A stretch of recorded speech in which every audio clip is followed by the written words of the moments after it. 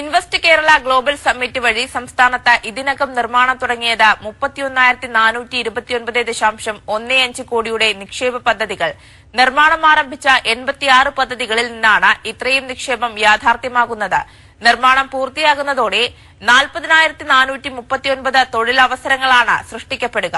ജൂലൈയിൽ 1,500 കോടിയുടെയും ഓഗസ്റ്റിൽ 1,437 കോടിയുടെയും നിക്ഷേപ പദ്ധതികൾക്ക് തുടക്കമാകും.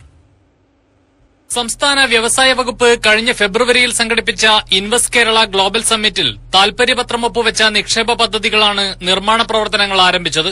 ഇതുവഴി 31,429.15 കോടി രൂപയുടെ പദ്ധതികൾക്ക് തുടക്കം കുറിച്ചതായി വ്യവസായ മന്ത്രി പി രാജീവ് പറഞ്ഞു. നിർമ്മാണാരംഭം കുറിച്ച 86 പദ്ധതികളിൽ നിന്നാണ് ഇത്രയും നിക്ഷേപം യാഥാർത്ഥ്യമാകുന്നത്. IKGSൽ നിക്ഷേപ വാഗ്ദാനം ലഭിച്ച 20.28% പദ്ധതികളാണ് ഇതോടെ നിർമ്മാണം ആരംഭിച്ചത്. KSIDCയുടെ മേൽനോട്ടത്തിലാണ് നിർമ്മാണ പ്രവർത്തനങ്ങൾ. നിർമ്മാണം പൂർത്തിയാകുന്നതോടെ 40,439 തൊഴിലവസരങ്ങൾ സൃഷ്ടിക്കപ്പെടുമെന്നും മന്ത്രി വ്യക്തമാക്കി.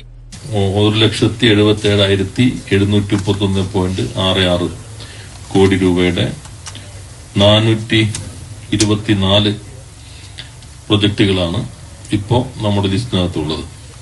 അപ്പൊ അതിൽ 86 പദ്ധതികൾ ഇപ്പോ തുടക്കം കുറിച്ചു. ജൂലൈയിൽ 1,500 കോടിയുടെ തുടക്കം കുറിക്കാൻ കഴിയുമെന്നാണ് കണക്കാക്കുന്നത്. ആഗസ്റ്റിൽ 1,437 കോടിയുടെ നിക്ഷേപം കൂടി തുടക്കം കുറിക്കാൻ കഴിയുമെന്നാണ് കണക്കാക്കുന്നത്. IKGSന് ശേഷം കിൻഫ്ര വ്യവസായ പാർക്കുകളിലെ നിക്ഷേപ പദ്ധതികളിലും വലിയ വർധനവുണ്ടായി.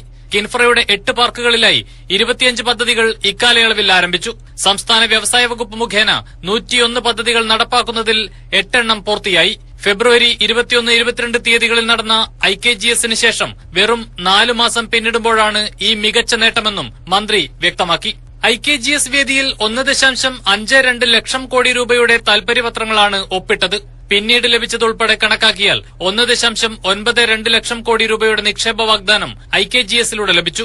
ഇവയിൽ നിന്ന് സൂക്ഷ്മ പരിശോധനയിലൂടെ അന്തിമമാക്കിയ 1.77 ലക്ഷം കോടി രൂപയുടെ 424 പദ്ധതികൾ നടപ്പാക്കുന്നതിനാണ് തീരുമാനിച്ചിട്ടുള്ളത്. ഇതോടൊപ്പം 3 വൻകിട നിക്ഷേപ പദ്ധതികൾക്കും ജൂൺ മാസത്തിൽ തുടക്കം കുറിച്ചിട്ടുണ്ട്. കൈരളി ന്യൂസ്, തിരുവനന്തപുരം.